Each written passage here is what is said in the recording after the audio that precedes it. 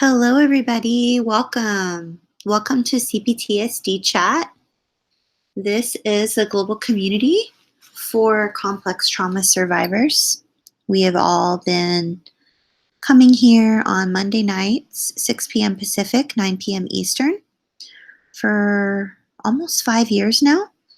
And tonight's discussion is on the topic of codependency. I'm traveling, and when I travel, I have issues with Wi-Fi, so I'm a couple minutes late tonight. How's everybody feeling? Hello to Shannon. Hello, Broken Childhood. Hello, Anna. H1 Anna 2 Digital. Hello, Nora Ruiz. Hello, Nora. So happy to see you. Can you guys hear me okay? Let me just see. Hi, John Harvey. Can you hear me? Hello, Tabby Ba. Hi, Lynn. Hi, Cammie. Yay, Nora says you can hear me. I am so happy. Okay, so tonight's discussion is on the topic of codependency. And hello to Doris. So happy to see you back. Welcome, welcome. Welcome back. So let me put my hair up really quick because it just tends to like fall in my face and it's kind of a pain. And hello to Ann Austin. Hello to James. Welcome, James. James Crockman. I don't know if I've met you before, but I'm happy to meet you if I haven't met you before. And if I have met you before, please forgive me for having a horrible memory. Hello, Miss Beachboxer and Andrew Clark. And hello, Pixie Painter. Hello to everybody. I'm so happy to see you all. So I finally am able to get the screen share up, be in the chat box, figure it out, and not have all the different noises and crazy things going on. So Shannon, thank you so much. A special shout out and thank you to Shannon for posting our just our welcome information, letting people know what this discussion is. It's right in the chat box. If you're there, if you turn on live chat, you'll be able to read everything. We're just welcoming you, letting you know that we're here for live Q&A. It can be triggering for you if you've experienced a myriad of different things in your life. It's a weekly discussion. We've all been sort of showing up here for almost 5 years now, actually, and it's wonderful. I really enjoy being here with you all. Hello to Ashley. So happy to see you. Hello, Marissa, or is it Marisa? Happy to see you. And so we're going to talk about codependency. I want to share a little bit with you briefly. I did have a wonderful discussion with a colleague today. And hello to Will. Welcome, welcome, Will. So happy to see you. And has anybody seen John Harvey or Hunter? Or James the Reviver? Hi, Amy. Just wondering if everybody's okay. Just checking on the peeps. I know Poppy was stuck in traffic, so very special thank you to Shannon. Yeah, I just want to make sure and want to check on Gadir, check on James the Reviver. Just check on everyone, see how everyone's feeling. So, like I said, so it's been a little sporadic with my travels, but I'm doing the very best I can. I had a discussion with a colleague this morning, and we talked a little bit about approaching things from a codependent place and how sometimes that's just our natural, it's our natural tendency. Remember, codependency is birthed in trauma. Codependency comes from trauma. So it's real important for us to not shame ourselves if we're coming from a codependent place or we find ourselves in a codependent place. And I mean, it's not something that we chose, right? We're not just like wake up one day and be like, I know what I'm going to be. I'm going to be codependent. I'm going to struggle in all my relationships. I'm going to struggle with boundaries. I know what sounds fun. I'm going to struggle making decisions. I am going to struggle to communicate my needs. That's what I'm going to do. I'm going to cultivate relationships with less than healthy people and allow them to sort of dominate my life because that sounds fun. Like, that's not anything that we do, right? We don't ever do those things. And yet, those are some of the things that happen when we are in the aftermath of trauma, right? So let's say you experienced trauma at some point in your life and you were expected to be sort of the therapist in your family, or you were expected to do everything for everyone and you were the responsibility taker. Or, flip side of the same coin, you were told that you were worthless. You were told you couldn't do anything right. You weren't going to ever amount to anything. And so everything was done for you. Remember, with codependency, it can be birthed in trauma. It is birthed in trauma, and trauma happens in different, trauma shows up in different ways in different people. So, so Lynn says, I'm not really understanding codependency. Oh, good. Okay. So here, let me pull up something for you. I'm just going to read something. One moment here.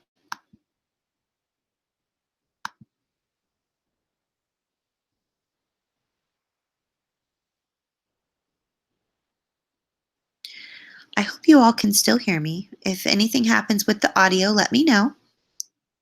But I will absolutely do all I can to make sure that I clear it up for you and I talk about codependency in a way that makes sense to you. Okay? So codependency is when we have an over reliance on another person for our worth, our identity, our reality, our value. And the way we end up like that is because we've gone through trauma. So I hope that is a little bit more helpful. But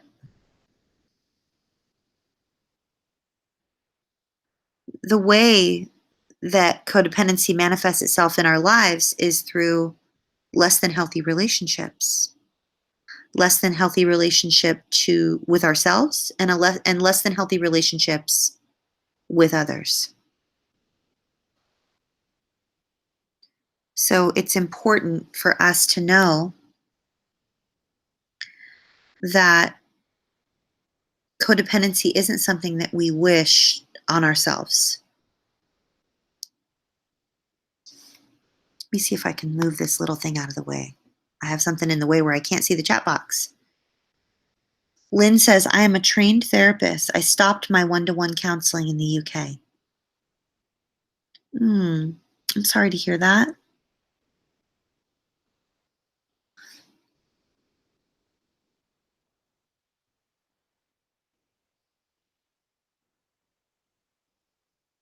Hello to John Harvey. Malta McMurchie in the house. Hello. So happy to see you. Hello, Flyware. Hello, Bit the Apple.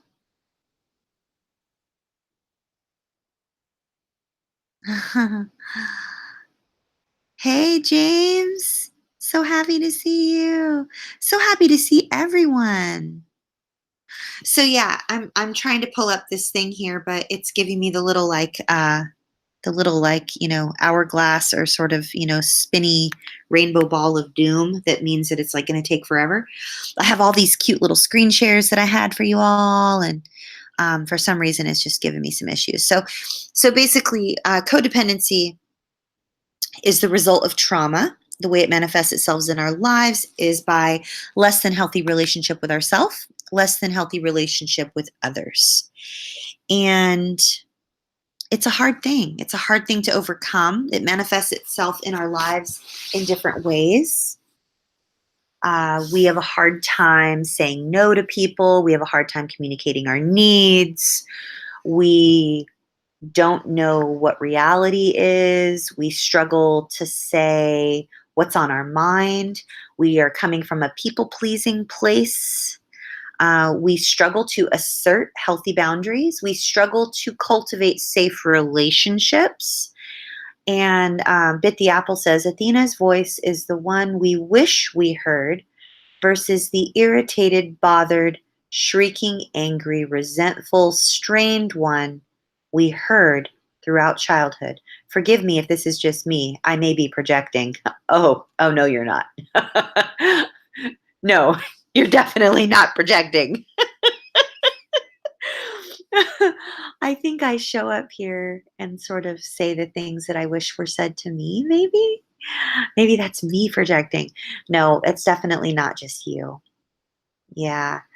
Um, Lynn says, yes, this is why we suffer from CPTSD.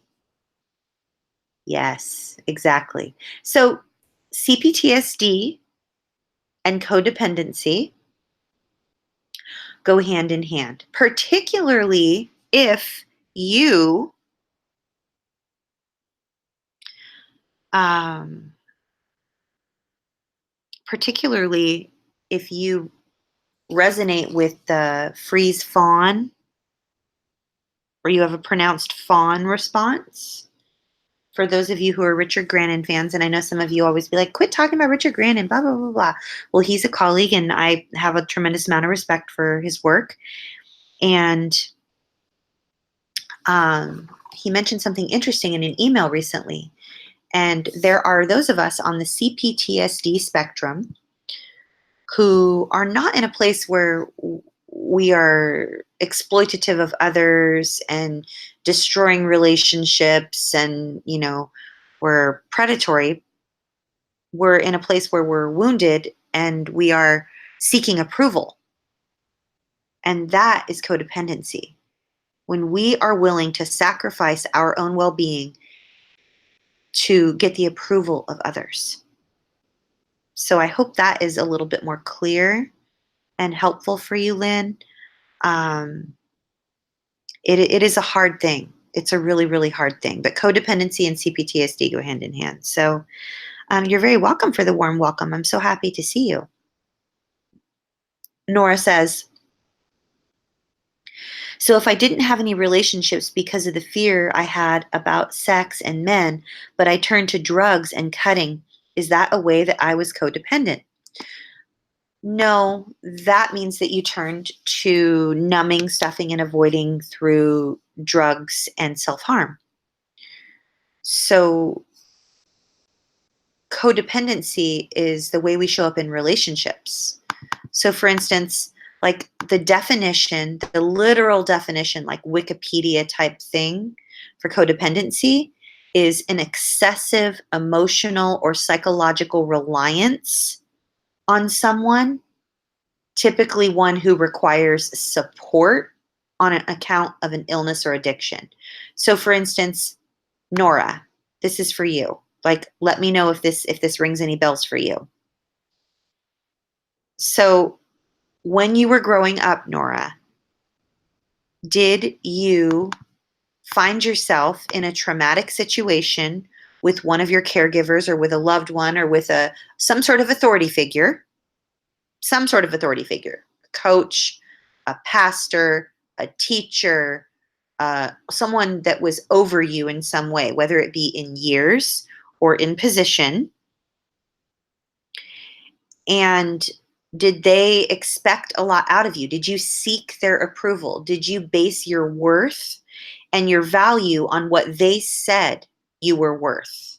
Or if they said that you were worth nothing, did that mean to you that you were worth nothing? And did you try to find a way to change their mind and make them believe that you were worth something? Or was that just something that was painful and you were then, the way you coped with that was through drugs and self-harm? So either way, perhaps you're not codependent. If you don't identify strongly with the fawn response, like when we reason our way out of everything and we try to earn people's approval regardless of how it makes us feel and what a bad place it puts us in, then maybe you're not codependent. That might not be for you. But let me know if that rings any bells for you. Like I want to know, Nora. Like I want to make sure that then oh, okay, so Nora says, yes, Athena, I did seek that approval. Yeah, so we are set up to become dysfunctional in relationships. Welcome, Poppy, so happy to see you. I'm glad you got out of traffic. Traffic sucks. So Nora, we are set up to fail in relationships if we were treated poorly, abused, neglected, and otherwise traumatized as children, and then we tried to fix that by becoming perfect.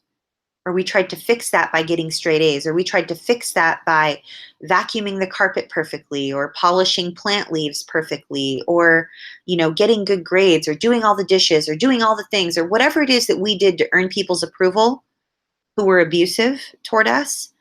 That sets us up for codependency in adulthood.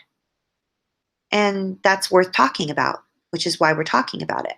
So I hope that makes sense. It might not ring bells for everyone, and that's okay. Not everyone's codependent, y'all.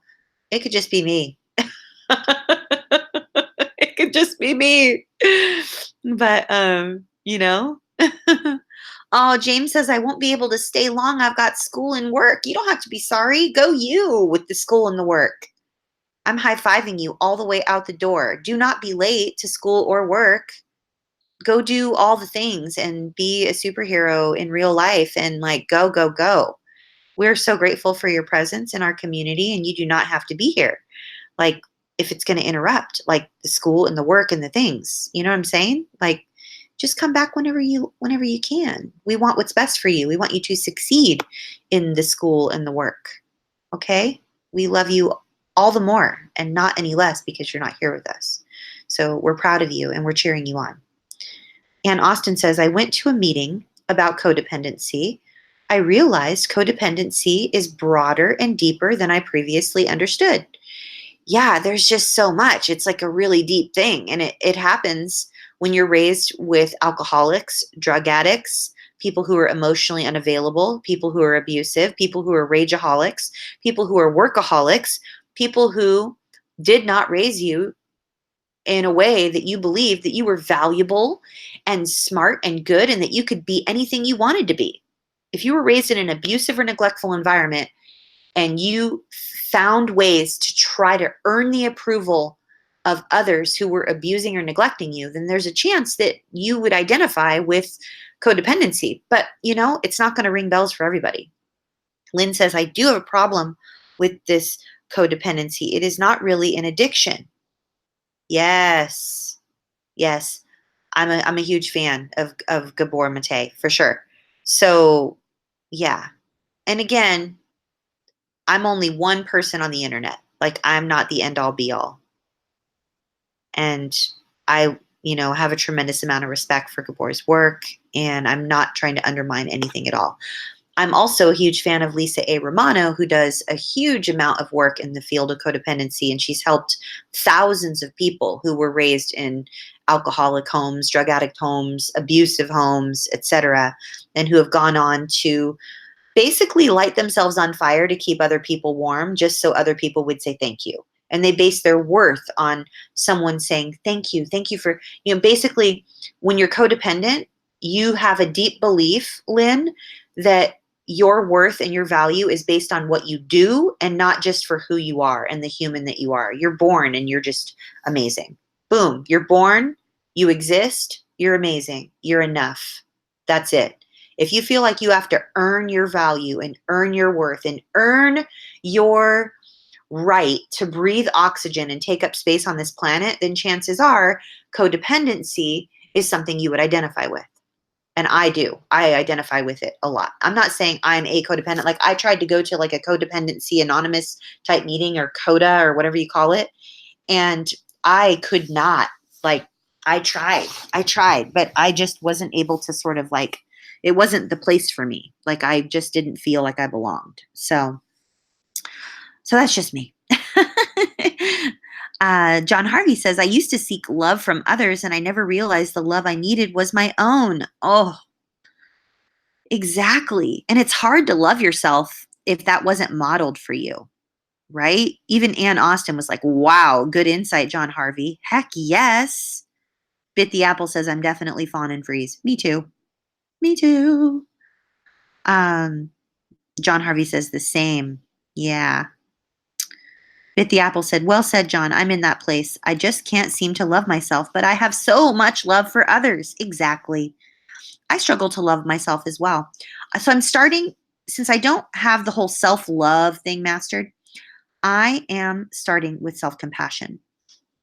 I'm trying to find ways to show myself compassion. Like, what does compassion look like? How can I be more compassionate toward myself? And I'm just starting there, you know? I can do all the self care things that people say you need to do, but if it's not from the basis of self compassion, if it's not built, if all the self care isn't done on a foundation of self compassion, then it's not going to land. It's not going to help me, you know? So, well, some people think codependency is an addiction. Some people do think codependency is an addiction. Some people also think that narcissism and narcissistic personality disorder is an addiction. So I would say that one element, one element of codependency is an addiction to other people's approval and other people's opinion of us. And we're addicted to making sure that their opinion of us is good. That's an element of codependency, but I wouldn't say that it's like it sums it up and it's synonymous. You know what I'm saying? Hello, Guayanes. So good to see you. Lynn says, is not a need for another an addiction? I don't know. I mean, I feel like I need my son and my daughter-in-law because they fill my heart and they make me feel so good and happy. And I got to travel and see them both graduate. And I can't imagine my life without them, but I don't know if I'm addicted to them. So I'm not sure. I think a need for someone else's approval in order for me to feel like I have the right to breathe oxygen, I believe that's an addiction. So I believe one element of codependency is an addiction for other people's approval.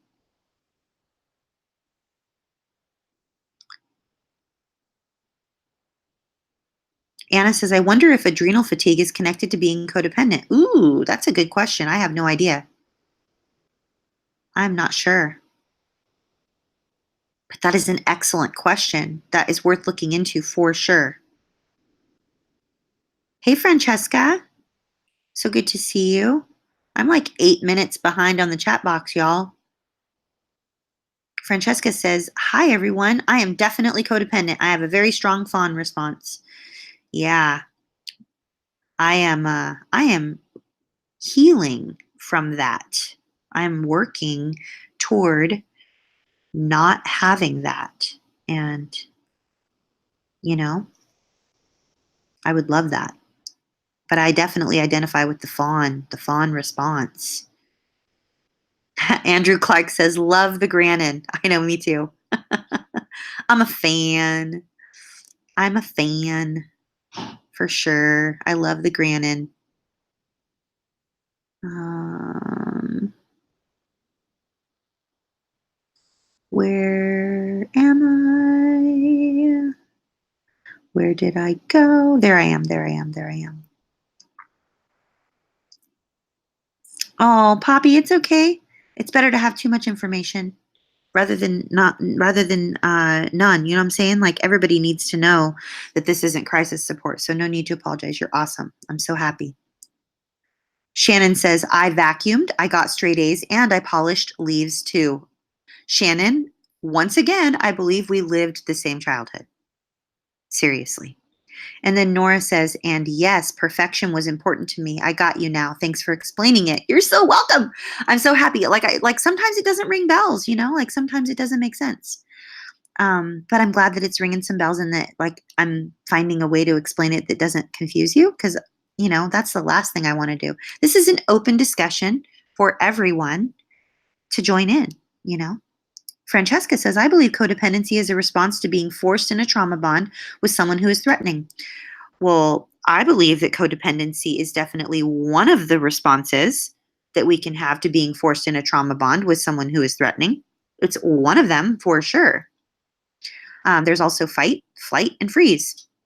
Codependency is uh, like the cousin of the fawn response and the result of trauma. Codependency is birthed in trauma for sure.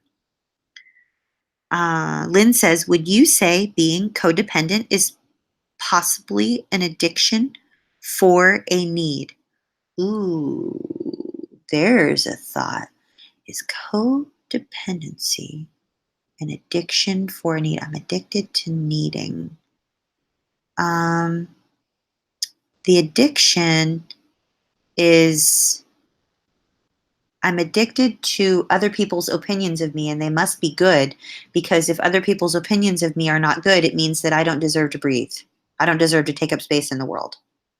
And so if they don't have a good opinion of me, I will hustle for my worth until the day I die so that I can feel like I deserve to be alive. So I don't know if it completely matches up, but I do believe that we're kind of like, I don't know if we're on the same page, but we're definitely in the same book for sure.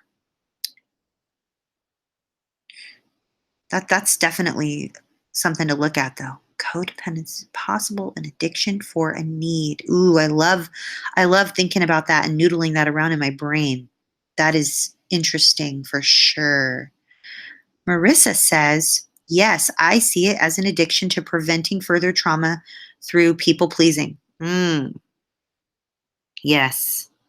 Yeah. But it's almost like it's a trick though, right? It's a trick, Marissa, because we're addicted to hustling for our worth because we have made a deal with ourselves. We've made a pact with ourselves. We believe that if we hustle for our worth and we are perfect, either perfect or silent or perfectly silent or perfect or invisible or perfectly invisible, or we're a perfect student or we're a perfect leaf polisher or a perfect clean up after the dog poop or a perfect vacuum the carpeter or a perfect daughter or the perfect weed puller or the perfect whatever, the perfect parent, then that will mean that we're a good person.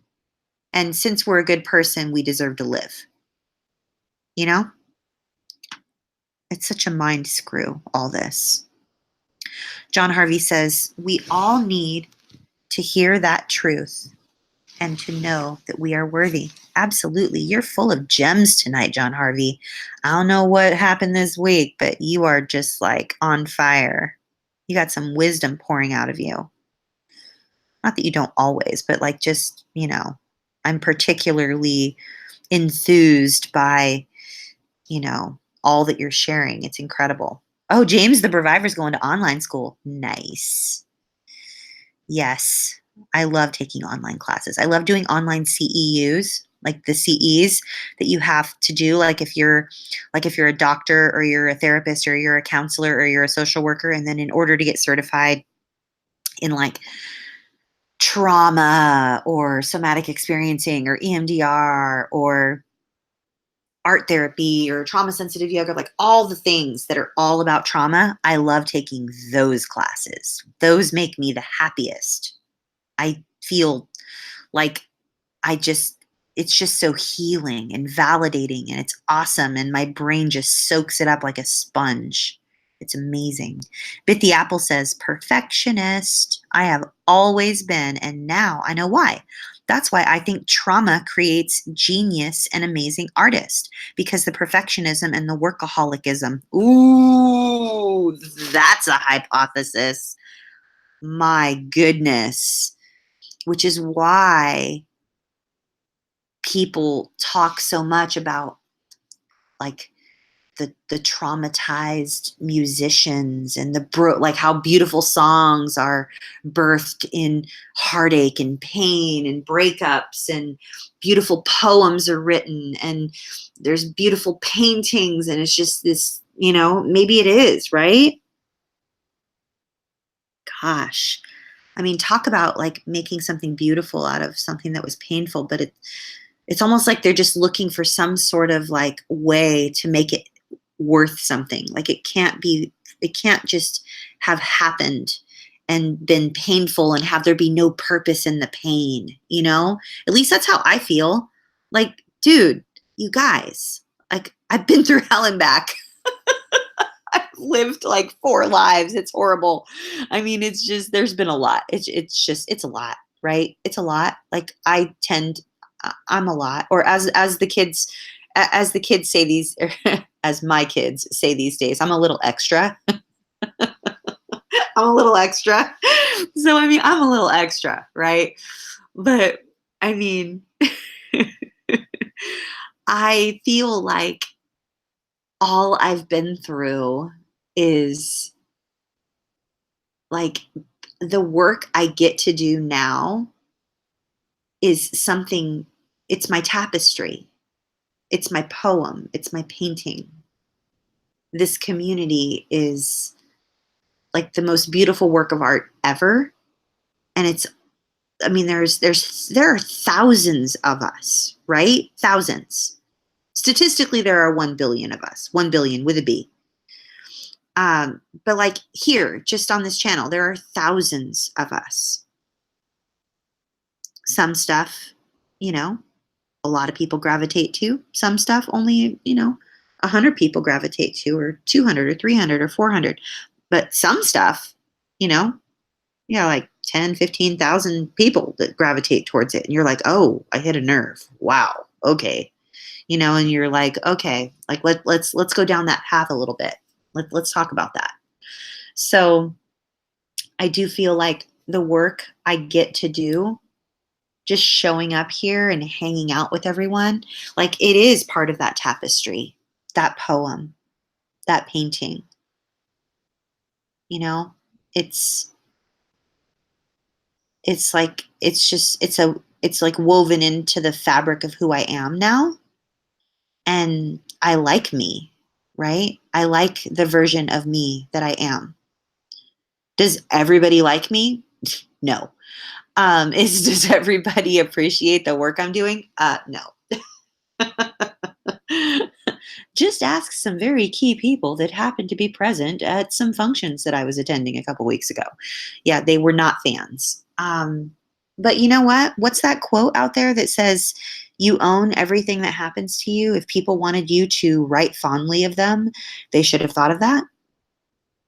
Like, yeah. So there's that. Let's see. Where am I? Where am I? Where am I?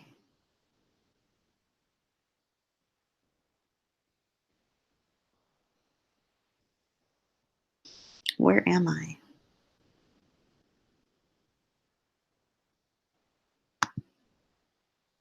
Oh, Lynn says, Marissa, thank you.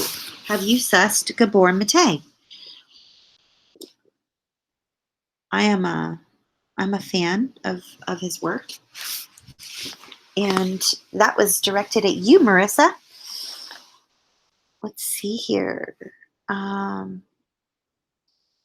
Poppy says, codependency is probably the most consistent and successful thing I've ever become in my entire life.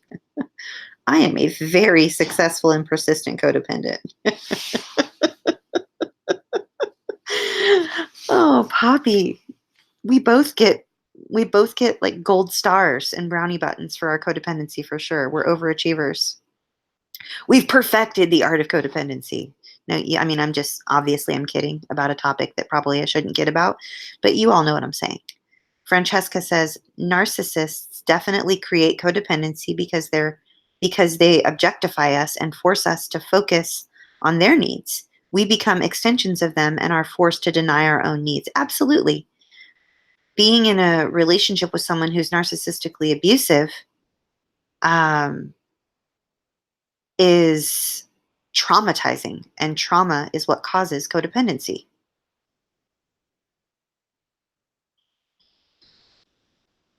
Ann Austin says, I'm with you on that Poppy's mission.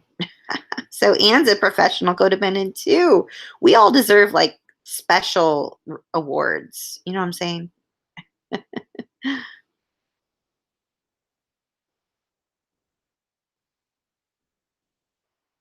Francesca says, yep, I am fawn and freeze and sometimes fight.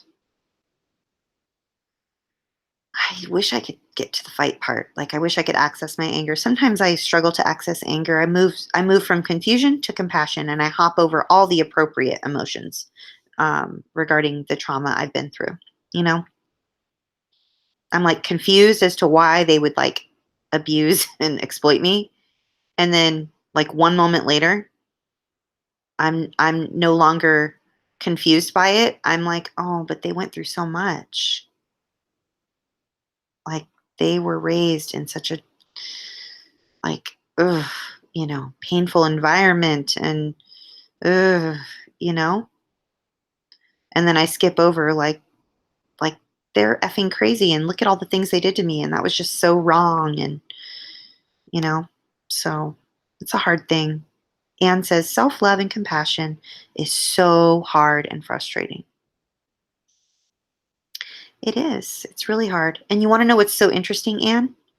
Self-love and self-compassion and self-care are not hard and frustrating for those whose lives have not been scarred and marred by trauma.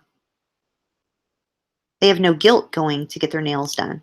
They have no guilt spending money on themselves to get their hair done or buying a new, compact of makeup. They have no guilt in, paying for Pilates or a gym membership or a massage or a pedicure or new clothing or a new pair of shoes or and everyone's codependency or everyone's rather not codependency but everyone's struggle to take care of themselves is different depending on what type of trauma they experienced. If for instance, if all of their needs were met, like for like clothing and the family had an abundance of money but their trauma was not this type of trauma. It was a different type of trauma, such as maybe emotional neglect, or, they were sent off to boarding school and they didn't ever have any warmth or validation or compassion, or their loved ones were never attuned to their needs. And so they always felt very, alone and misunderstood and sort of ignored. Then they might not struggle to go get their nails done or buy something for themselves in the market or like get their hair done or whatever. Maybe they don't struggle with that type of self-care. Maybe they struggle with some sort of different type of self-care. Like maybe they struggle with, you know, finding a way to pay, to rationalize paying for, therapy or different types of modalities or, everybody's different. But I do know one thing, and one thing for sure, 100% across the board that I know of in my own human experience and in my own private practice and in the work that I do through the foundation. And that is if you have experienced trauma, you have been affected in some way and it will manifest itself in some way. What goes in must come out. So if you had trauma done to you, in some way it's going to manifest itself and it's going to affect you. It will affect either your relationship with yourself, your relationship with food, your relationship with money, your relationship with God, or however you understand God, your higher power, if however you understand any type of higher power, if you do. It will affect your relationship with friends, with loved ones, with colleagues, with coworkers, with your boss, with your children. It will affect something. It will affect your physical health, your mental health. It will affect you. One cannot experience trauma and have it not affect you. It's just absolutely impossible. So it will manifest itself in some way. It just depends on who you are and your life circumstances, you know? Yeah, it is hard and frustrating. Lynn says, needs are off a child. We, as children of abuse, we search. It is not codependent. It is a need for lack of nurturing.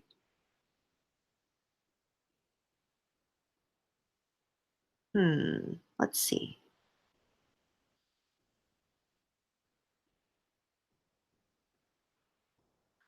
Well, I'm not sure. I mean, I'll definitely think about that. And we can also agree to disagree. That's fine. And Austin says, what is fawn? I forget. Oh, fawn is when um, let's see, fawn. So if fight, flight, and freeze are, fight is when we lash out, flight is when we run away, and then freeze is when we freeze. Fawn is when we go towards, or we try to reason our way out, or we try to please the person. We try to get them. We are convinced. The fawn response is that we are convinced that we can make it better. Lynn says, I have lived with narcissism. I could write a book on narcissism. I think you should. I would read that book. You should write the book, Lynn. Francesca says, I feel that a lot of my emotional flashbacks are triggered in situations where I am experiencing being ignored or unacknowledged. Being neglected caused codependent behavior. That's quite the insight. It's good to know what our triggers are, for sure. Um, I had years, Francesca, where my husband would say a certain phrase or look a certain way or do a certain thing, and I would instantly feel enraged because I felt that he was ignoring me or not acknowledging or invalidating what it is that this and this is how I resolved it, Francesca. Not that you're asking, but I'm going to share anyway. The way I resolved that is I paused through like several months of trauma therapy around this one topic. I was able to pause in the moment and say, the story I'm telling myself right now about my husband making that face or making that noise or saying this or doing that is that I am not important enough to listen to. I am not important. And then I was able to trace that back to, well, wow, that's quite the story I'm telling myself, that I'm not important enough to listen to. Like, that would upset anyone. Okay, well, where did that come from? When else in my life did I feel that I wasn't important enough to listen to? Oh, I don't know, my whole fucking life? Okay. Makes sense why I would fly into a rage inside my head. Okay. So I was able to sort of work through it. And then, I had to pull it apart, Francesca. I had to pull it apart. I had to somehow detach present day experiences from my prior trauma and the way that it was showing up, and it took several months, but it worked. I worked through it. It's been a long time since I've experienced that.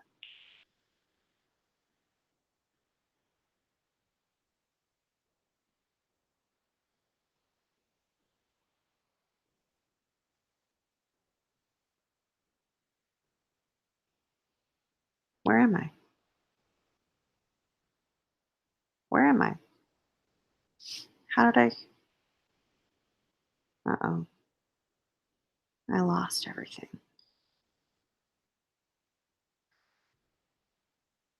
Where am I?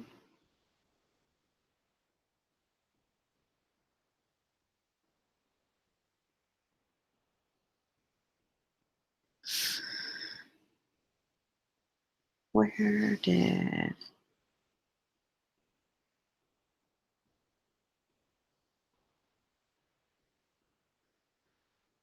Hmm. Hey, Shanna. Welcome, welcome. Hey, Martha. I'm so happy.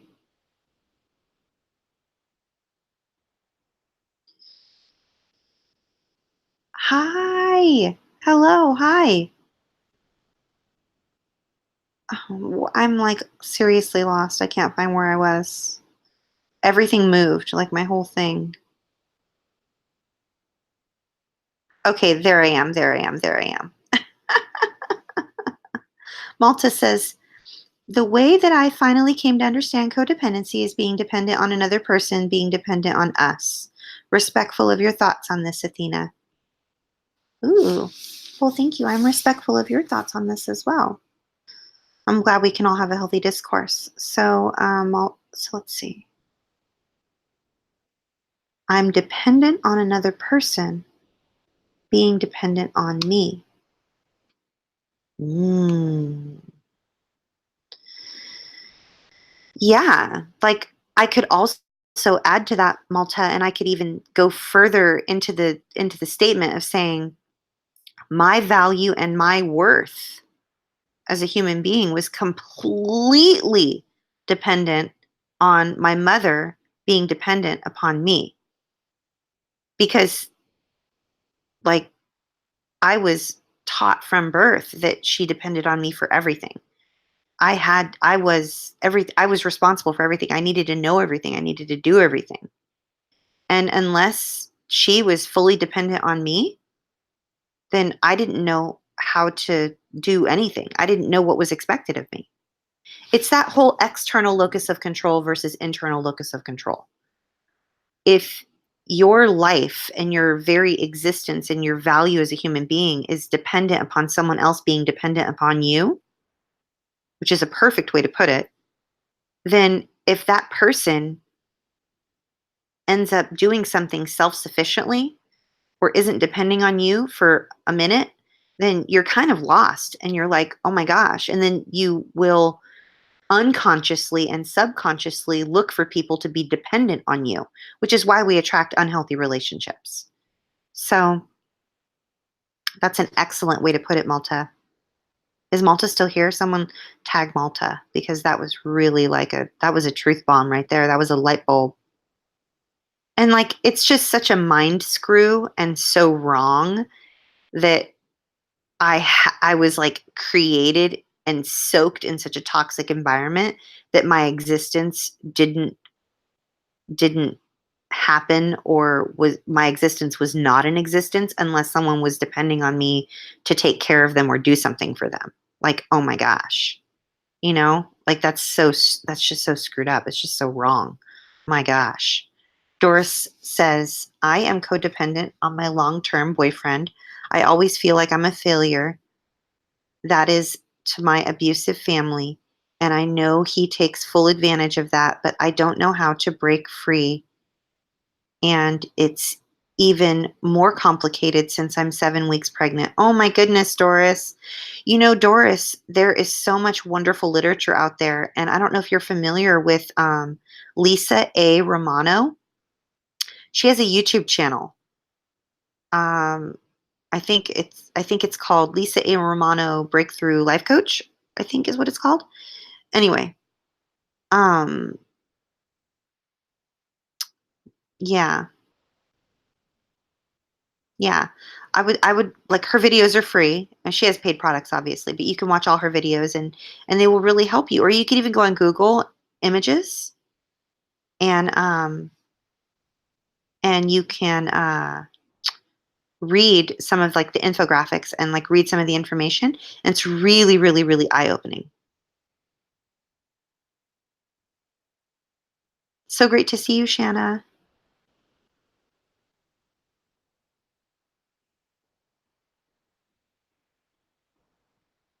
Malta says, I have an appointment with the endocrinologist for low cortisol on June 17th. My family doctor is going to set me up with another cortisol test before I see the specialist. Oh my goodness. I am holding a safe space for you and wishing you well, for sure. Malta, I'm glad you're getting the care you deserve, for sure. You deserve that.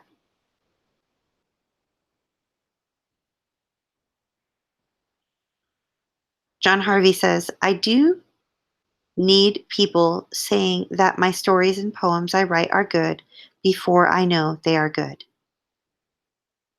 I have read your work, John Harvey. It's definitely good. And, that could be a result of your trauma. Kitty Cat. Hey, Kitty Cat. It's so good to see you. Kitty Cat says, I did the fawn response with my neighbors until I cut off all contact. I went cold turkey and now I'm in control. Yay! I'm so happy. That is so awesome. That is great.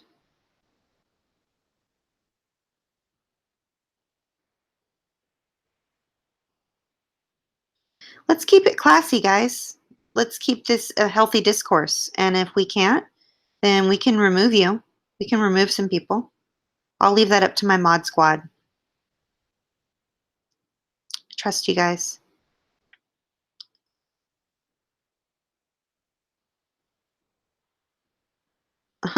John Harvey says, Athena, I am old, and the old is full of wisdom. LOL.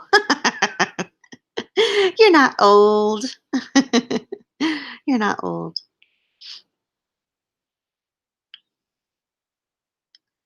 Chris Watts was also. Who's Chris Watts? Also a sociopath, no conscience. Oh boy, I'm behind the times. I don't know who Chris Watts is. Francesca says, now perhaps you can focus on becoming the most consistent and successful non-codependent. Ooh, I could try that. I don't know if I would succeed. Maybe my perfectionistic qualities that were birthed in trauma would help me to succeed at that, Francesca. Lynn says, John, old? What is old? Life is life. We all live and learn. Yeah, we're not old. Shannon says, fawning in the moment for me was doing something like saying sorry and being silent and staying out of their way. Yeah, I did a lot of that. I did a lot of that, Shannon. And that's not always how it manifested itself. Sometimes it was in getting straight A's or doing everything perfect, but sometimes it was saying I was sorry. I still struggle with that. And then sometimes it was being invisible as possible. Yeah, exactly. My goodness. Malta says, thanks for sharing your experience. I feel better knowing I am not alone. I will share my experience with any interested parties as things develop. Yes, please keep us posted for sure. I would love that. Hi, Andrea. Andrea says, as I heal, I am learning that for me, codependency results from a person's difficulty handling the discomfort of another person's disapproval, real or imagined. Ooh, that's an interesting definition for sure. Yes, yes. And for anyone whose value and worth was based on and predicated on someone's approval, like I made a deal with myself when I was younger. I didn't do this on purpose. It's just what happened in the trauma. If I am perfect enough, nice enough, sweet enough, pretty enough, good enough, get good enough grades, vacuum the carpet perfect enough, do the dishes perfect enough, if I'm quiet enough, if I'm good enough, if I, pick up the dog poop good enough, if I pull the weeds good enough, if I polish the plant leaves good enough, if I do everything good enough, then I won't be abused. Then life won't hurt so bad. Then there won't be any screaming and yelling. Then the drugs and alcohol will go away. Then there won't be any violence in my home. Then my mom won't get punched in the face and have bruises and blood everywhere. Then my stepdad won't get arrested and sent to jail. Then I'll feel safe in my own home. Then I won't be sexually abused. Then I won't be sexually exploited. Like, you know, I was convinced that if I did everything good enough and perfect enough, that all those bad things wouldn't happen. And so, since in a child's mind, your whole life is built upon that fantasy that isn't necessarily true, but you don't know it's not true because there's no healthy enough, as per Pete Walker, good enough, as per Pete Walker, adult being a role model for you, telling you that you're smart enough just as you are, you're good enough, you're enough. You're enough just as you are. You were born. Boom. Look at you. You exist. Therefore, you're enough. You're amazing. I love you. You're so smart. You could be anything. You could be a doctor. You could be a scientist. You could be an astronaut. You could do anything. The world is something you're going to experience and you're going to love, and it's amazing, and I'm so proud of you. Go you. Like many of us didn't have that, you know, but we were convinced that if we were perfect enough and if we did all those things enough, that all the trauma would go away and that we would finally have that. We would finally have the fantasy. And that's a really hard thing, you know? Really, really, really hard thing.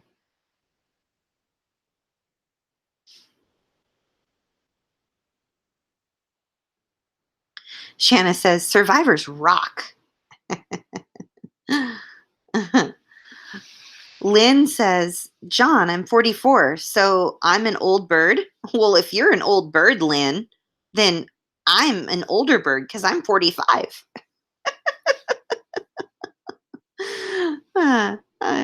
I'm fine if I'm old. It's all good. Shanna's in Pennsylvania. John's in Arkansas. Ann's in Texas. I'm currently in Northern California, but I live in Hawaii. John Harvey says, wisdom comes from those who are willing to listen.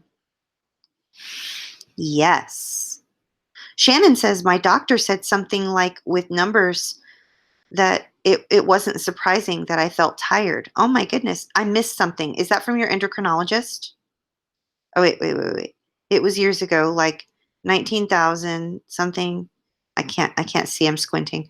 I had 3 or 4 lab tests at the hospital. Afternoon and evening cortisol levels were the same as the morning. Oh my goodness. Wow. Well, I hope you guys.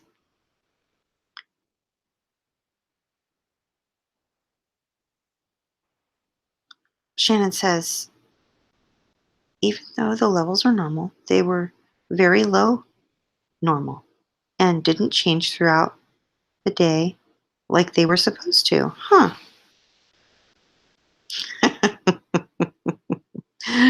Poppy. Pew, pew, pew. Francesca says, hey, Anne, it's pretty painful. Just how neglect can be so frightening and helplessness provoking. Absolutely. Very helplessness provoking. Oh, my goodness. Yes, Nora is in San Antonio. Nora, guess what? My daughter in law is on an airplane. She's on her way back to San Antonio right now. So, yeah, she'll be there for a month. She just got promoted to captain in the Army, and she just got her doctorate in veterinary medicine. I'm so proud. So proud of my kids. It's amazing.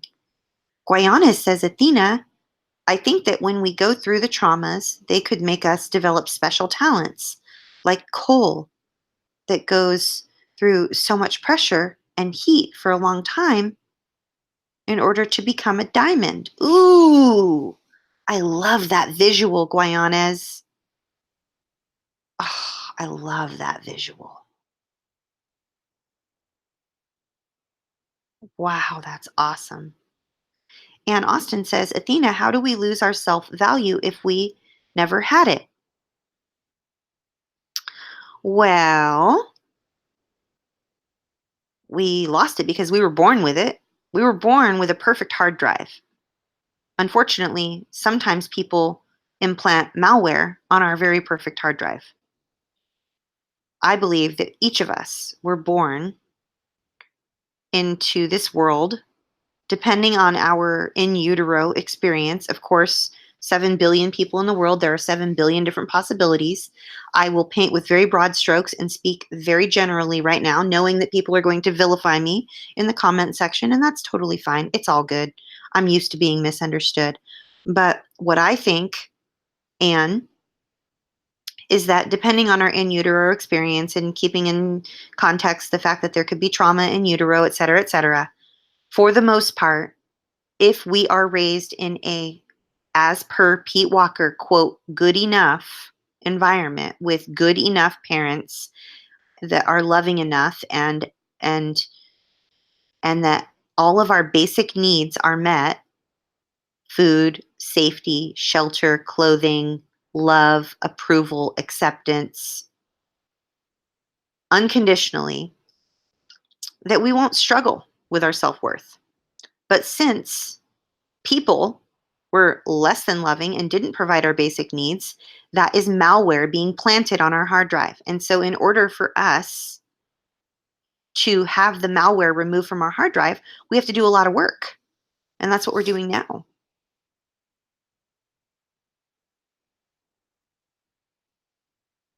Poppy says, I wouldn't survive without sarcasm.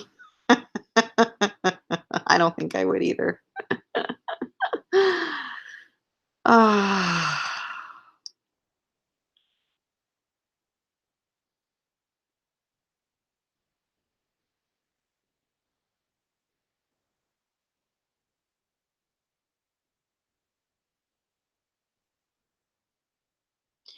Shannon says, did you also use Amway leaf wipes, Athena? No, my parents, I was raised in basically a family controlled cult of sorts where we didn't really communicate with the outside world and we didn't even know what Amway was. I learned what Amway was when I was in high school, but I had to use a cloth, like a diaper, with leaf spray. Like I had to spray the leaves with each leaf with spray or spray the cloth diaper and then wipe.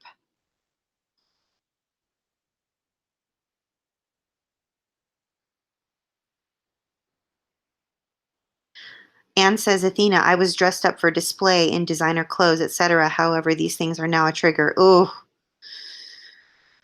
ooh. My parasympathetic nervous system just got triggered. I started yawning. So, Anne, I had the hot, hot, hot, cold, cold, cold, black, black, black, white, white, white. And so part of my family,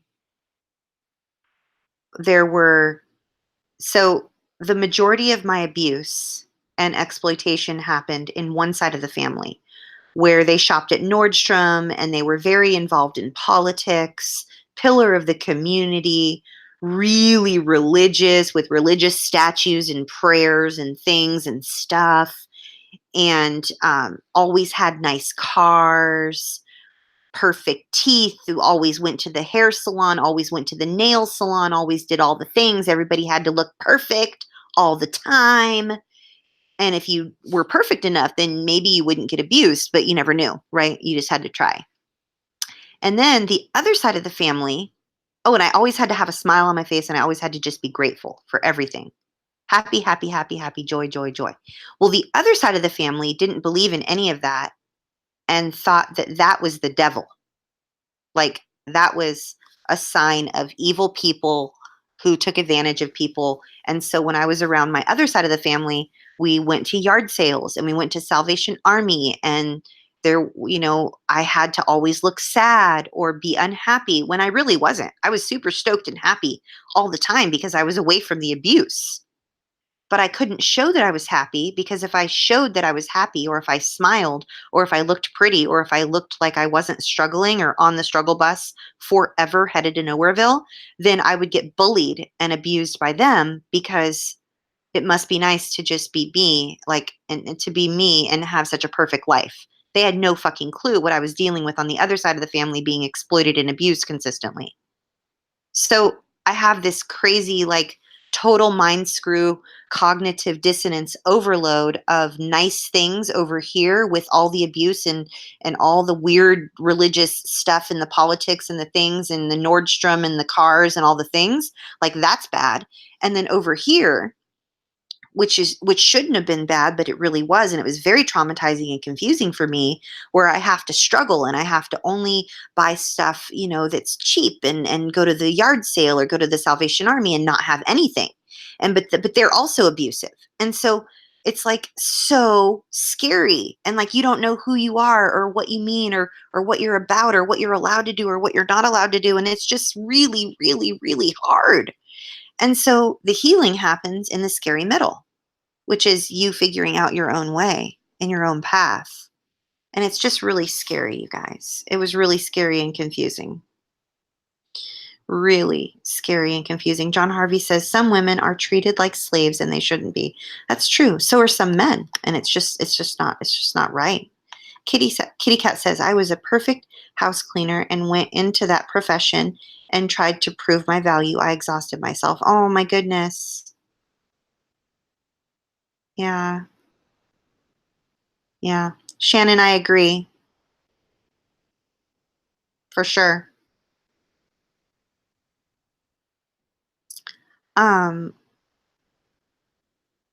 Lynn says, does anyone think Shannon Watts? Who's Shannon Watts?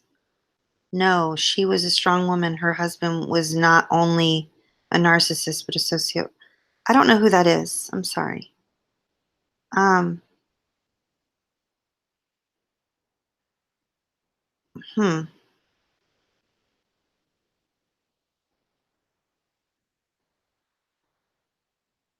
hmm. I don't, I don't understand all this.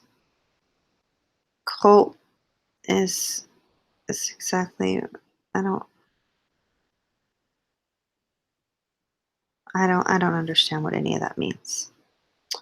Um, Anne says, Athena, of course, if you are successful, pretty, etc., then no one will suspect that anything could ever be wrong. Exactly. Right? Oh my gosh. Seriously. Hi, Jeffrey. Hey, family. So good to see you. Poppy says,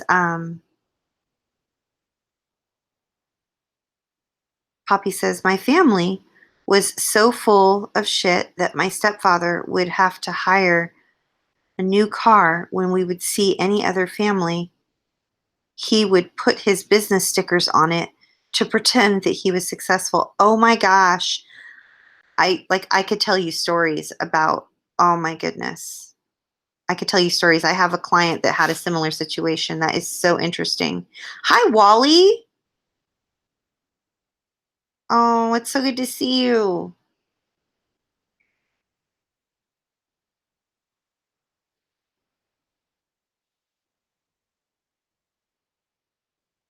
Hey, Hunter.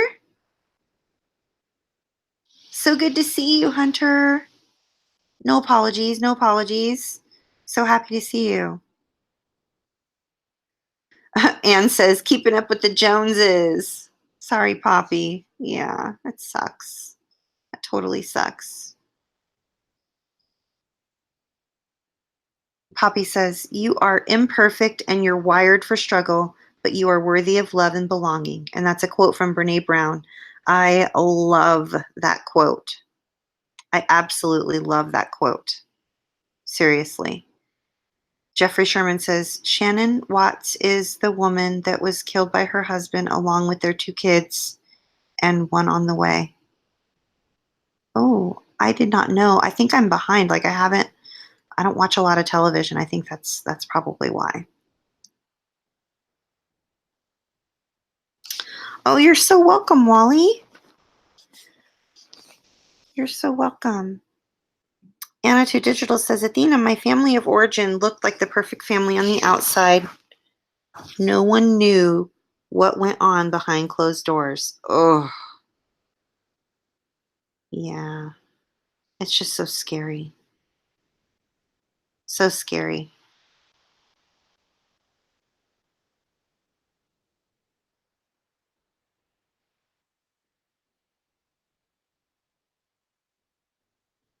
Lynn says, perfection is not ever one human can ever be. Yeah. Yeah, we're not, yeah. Perfection is not an attainable thing. It's true. Anne says, my mother was in a child abuse TV commercial. She then gave me a copy. It quickly went in the trash. Are you kidding me? Oh my gosh, Anne, that makes me so angry on your behalf. Like, that's definitely something a narcissistic person would do. You know what I mean? I don't know if your mother is narcissistic or not, But like for real, that is just wow. Shannon says, it is amazing how they can manufacture that look. It is amazing, for real. Pixie says, thank you, Athena, for everything tonight. I love our family. I love our family too.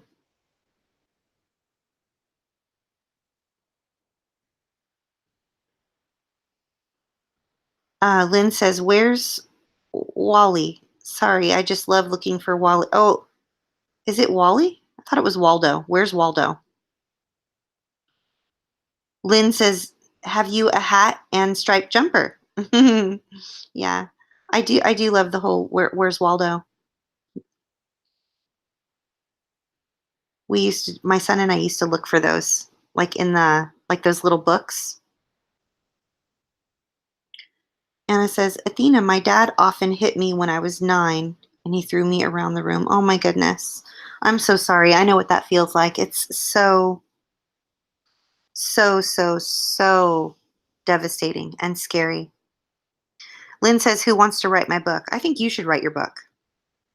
I think it's a good thing. You should write your book. Francesca says, unless someone else wants to write it, but I think you should write it.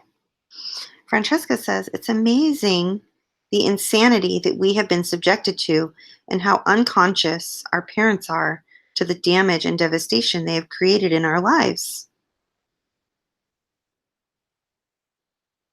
Yeah, it is amazing. And it's so sad. So, so, so, so sad. Hey, the thumbs downers are back, you guys. I always have the thumbs downers. If I ever go over, because I just went over 17 minutes, right? If I ever go over, or if I ever, I don't know, fill in the blank with like 35 different other little things. There's like hoops I have to jump through in order to not get a thumbs down. So any thumbs up you guys decide to give this video to outweigh the thumbs down, that is a really big help for me, because then it shows YouTube that my videos uh, deserve to stay published and not get deleted. So that would, we love you, thumbs downers. We do love you. We love you anyway. You know that quote that says porcupines need love too? We need a meme that says the thumbs downers need love too. So true. Oh, you're so welcome, Anna. Poppy says, my stepfather is a serving police officer still to this day. The businesses he said he had to make up for me being a part of the family because just taking me places made them look bad. That is such bullshit. That makes me so angry, Poppy. It makes me so angry on your behalf. Like, seriously. Anne says, that's disgusting, Poppy. So sorry. Seriously. Oh, Anna says, Shannon, thank you. It's the first time I've spoken openly about it.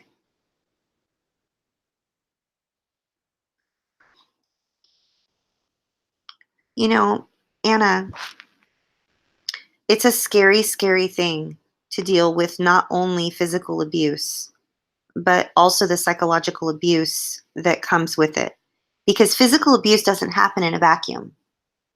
No abuse happens in a vacuum, Anna. So if a child is sexually abused, unless it was a one-off, someone hopped out of the bushes and it was a crime of opportunity, there is grooming involved. There's psychological abuse involved.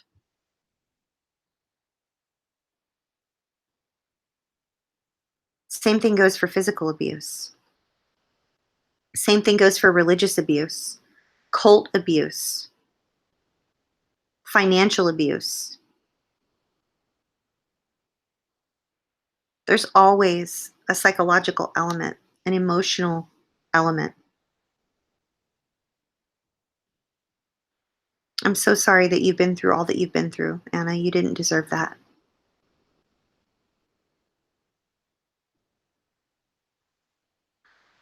Okay, this is where I draw the line. I love each and every one of you, all of you. But I'm deleting a comment right now because You know, I don't know how to delete a comment.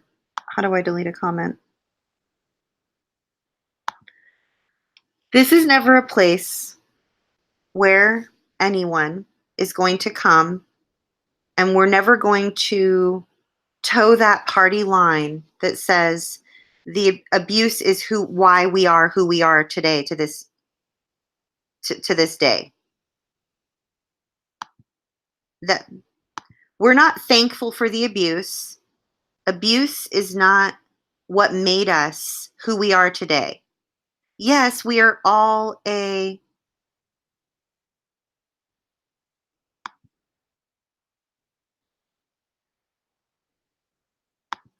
yes, we are all a product of what has happened to us.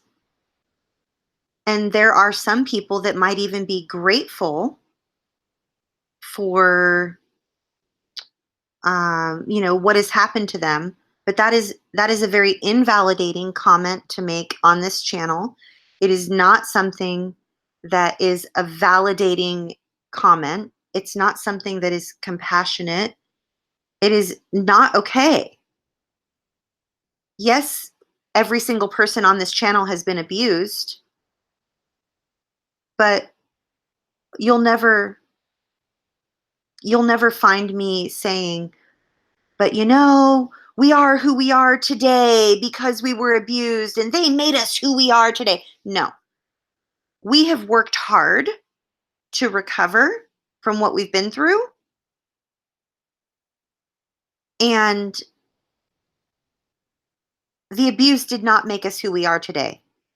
You fighting for your life and choosing not to die and choosing to live one more day and choosing to show up here for you, that's why you are who you are today. You are who made you who you are today, not your abuse. Period. I just politely disagree. That's never going to be something that we're going to allow on this channel. If that's something that you need to say in order to feel like you're getting your point across, then you're not welcome here. Please don't come back. Please thumbs down all my videos and please don't come back. You'll just be deleted if that's what you're going to perpetuate.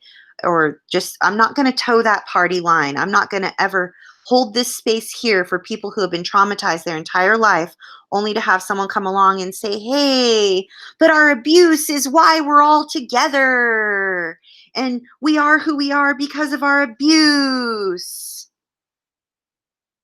It's just not okay. Period. I agree, Hunter. It's not okay. And it's not going to be allowed here. I allowed everything else, all the whatevers. That's fine. Healthy discourse. It's all good. But that's it. I'm drawing the line. Period. End of story. Not going to put up with it. So, um, what do you say, Poppy? Pew, pew, pew. Haters going to hate. Haters going to hate. But that's fine. Not welcome. Those comments are not welcome here. Poppy says, like me, I love doing what I do, and I do what I do because of what I went through. I can be grateful for the opportunity to do what I do also, but I am not grateful for what I have been through. You're welcome, Shanna. You're welcome, Nora. You are welcome. Each and every one of you who are sending me thank you messages are welcome. That is never going to be allowed here.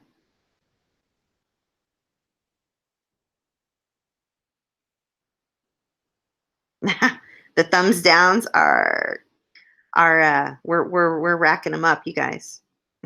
It's okay. I am willing to piss some people off. It's all good. YouTube is voluntary. There are like hundreds of thousands of YouTube channels out there. They can go over there. No, no more. No, no, no. Francesca says, yes, Athena, I agree with you. I hate it when people say that the abuse made me who I am. I agree with what you say about fighting for our lives and showing up for ourselves in spite of it. That's what is important. Yes, I agree. You're welcome. You're welcome, Shannon. You're welcome, Anne.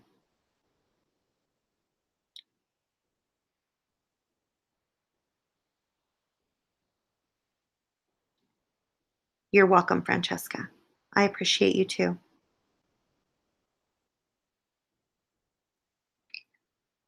Thank you all for coming tonight. I went over. I know I went over, but I wanted to. I know sometimes when I travel, my Wi Fi is, you know, sketchy at best. And so I can only show up for like a minute or two, or I don't show up at all, or something happens. But I was able to be here with you all tonight, and it made me extremely happy. So, interesting fun fact, if you've stayed till the end, all 28 of you, 30 of you, whatever there may be, I want you to know something about this picture that is here on the screen share. This picture on the screen share. Are you all listening? Where are my peeps at? Where's my family? You are so welcome. I'm never grateful for the abuse either, Hunter. You've been through hell, recovery buddy, and you don't ever have to be grateful for it. It didn't make you who you are. You are welcome, Pixie Painter. You're welcome. You are welcome, Wally. Okay, so before I go, I have to tell you.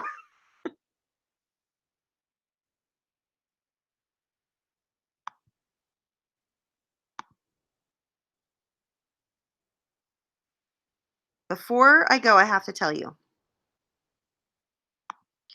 This picture is of a place called the Palace of Fine Arts. And the reason I chose this picture for the screen share is because I'm 45 years old, and I've lived a lot of my life in fear as a result of the abuse that I endured.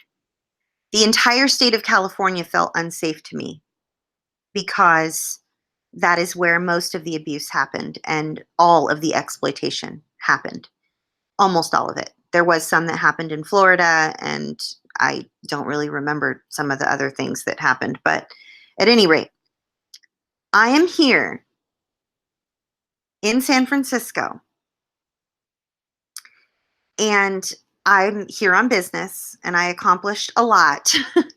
And I was walking through a random Walgreens where they had this souvenir shelf, and there was a souvenir that said California on it. And for the first time in my entire life, I had a sincere, deep desire to purchase a souvenir from the state of California.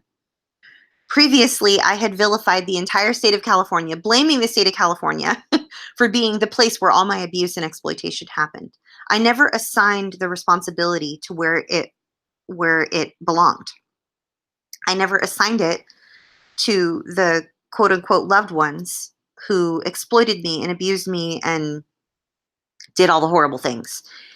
And I mean, I blamed it on the fact that it was a small town. I blamed it on the fact that I went to all these different schools. I blamed it on the fact that I come from my parents were divorced. I blamed it on the fact that my mother was married several times. I blamed it on the fact that my son had a child before me and he died, and maybe I was unwanted or because of that. I don't know. I blamed it on all the things. I blamed it on everything and everything, but I never assigned responsibility to the actual humans who abused and exploited me. And I feel in the state of California today, present day, June 3rd, 2019, I feel free. I'm reclaiming California. Like, it's not a bad place.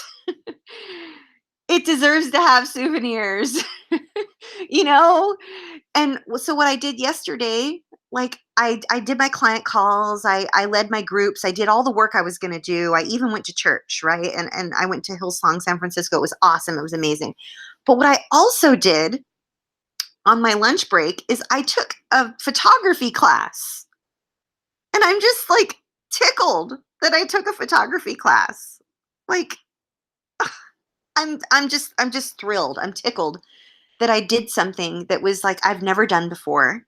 And I love photography. I absolutely love photography. And I'm so grateful that I did this. And like so this was the spot where right here in this spot of this photograph. This isn't the photograph I took because the photography class that I took was a Polaroid photography class where they use instant film and you have to wait 15 minutes for it to develop and it was just like amazing. It was so fun, and I walked around with this photography teacher named Sean, and he told me all about the history of this particular monument, and we walked across the street, and I took a picture of the bridge, and, like, I took a picture of these geese, this papa geese and this mama geese and these little baby geese, and, like, it was just you guys, it was just, like, so amazing. It was so amazing. I'm just like, seriously, can I even tell you how amazing it was?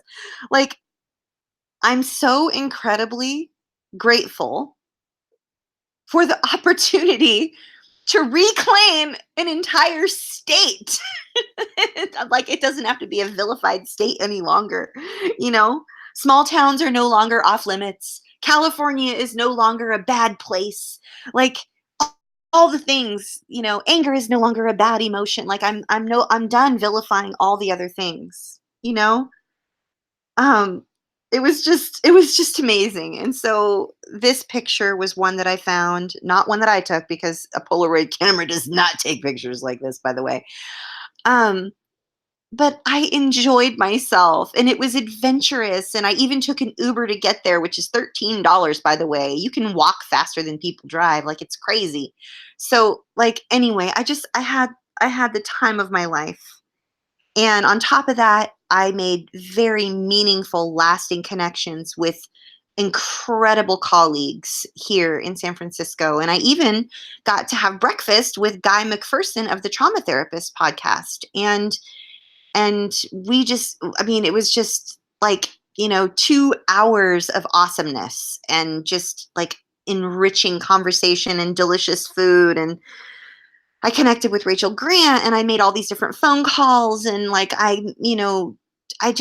did a lot of very intentional networking with people I have a tremendous amount of respect for.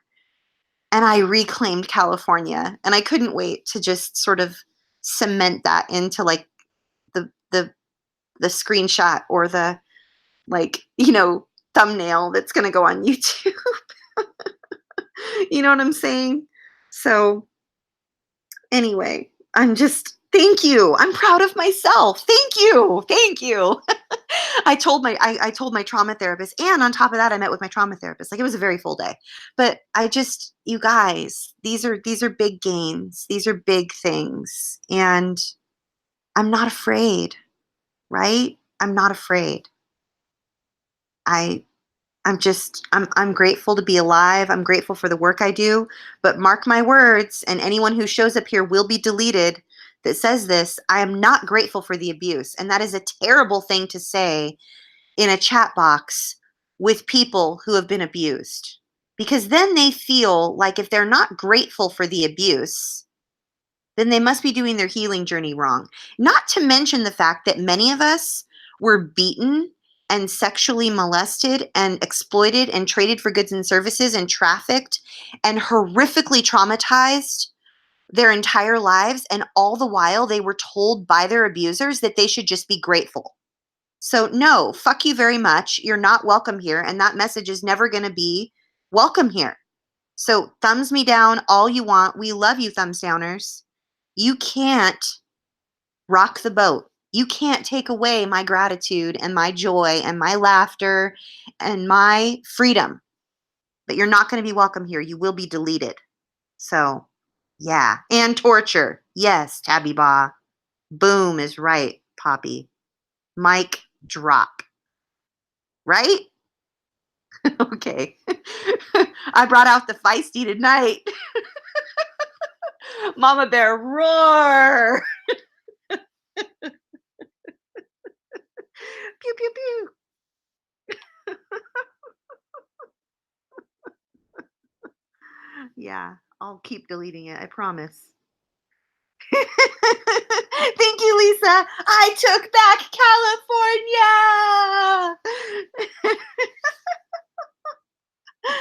Oh, okay, everyone. I'm going to show them. I'm not going to hide that comment. That's a great comment. Sorry. I know we should probably delete the F bombs, Shannon, but I'm the one who started it.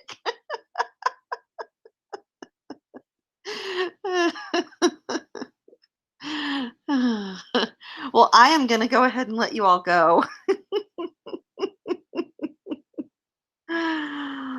Oh my goodness. This has just been the best, you guys. What a wonderful ending to my visit to California. The only place I am going tonight is to that drugstore to get that souvenir that says California on it. That is where I'm going tonight. And then I'm coming back and I am gonna sleep. Sleep like a baby. Why do they say that babies don't sleep a lot? Keep all the F bombs. Thank you, Martha. I do need to watch my mouth, like seriously.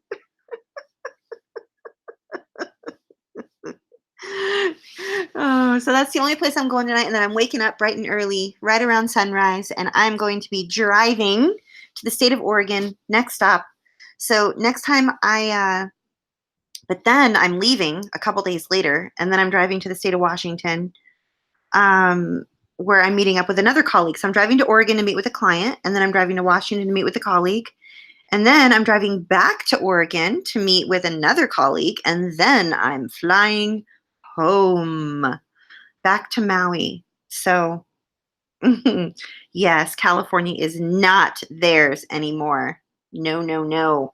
Good night, Andrew. I'm so happy you were here. Hey, Gina, you're in Oregon. Cool. Martha says my mouth is awful. I know. I think my mouth was probably worse tonight than it has been in a really long time. So, um, but thank you all so much for being here tonight. I'm so grateful for each and every one of you. Any thumbs up you decide to give this video really help me with YouTube. It's free. It only takes you a second to just click the little thumbs up button. And you might not be logged in. So a lot of times we don't get the thumbs up because if you go to click the thumbs up button, then it will prompt you, oops, you got to log in if you're going to thumbs up a video. And then it's like, I don't want to go through all the logging in, like, blah. And so then we don't get the thumbs up. And then we get the thumbs down. But we love you, thumbs downers. And we love you. Thumbs downers need love too. And so by the time I see you all, I will be in the state of Washington and hoping and praying for Wi-Fi. So how's that? And then in 2 weeks, I'll be back home. And maybe we'll just see what's going on with the birdies on the porch. Or maybe we'll look at the ocean or something, okay? So I'm leaving California in the morning at sunrise, Martha. And I'm going to be driving. Yes, thumbs down, lives matter.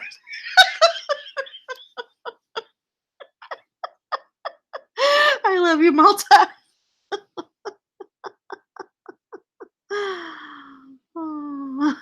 Oh, you're awesome.